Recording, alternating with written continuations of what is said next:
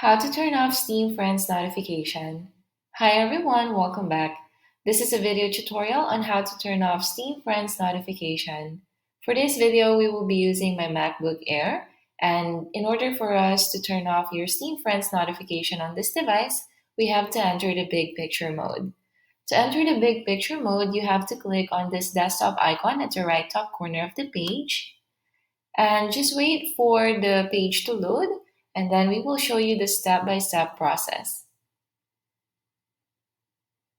All right, there you have it. We are now on the big picture mode, and this is going to be really easy. So just click on Steam at the bottom left corner of the page, and you should see settings.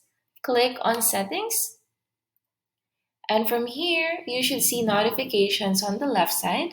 Click on notifications, and if you scroll down, you should see chat notifications. So under chat notifications are basically the notifications you get from your friends, like when your friend joins a game, when a friend comes online, and so on and so forth. So you can just toggle on or off this notification. It depends on what you really want, but if you want to turn it off, then just simply click on them if they are turned on.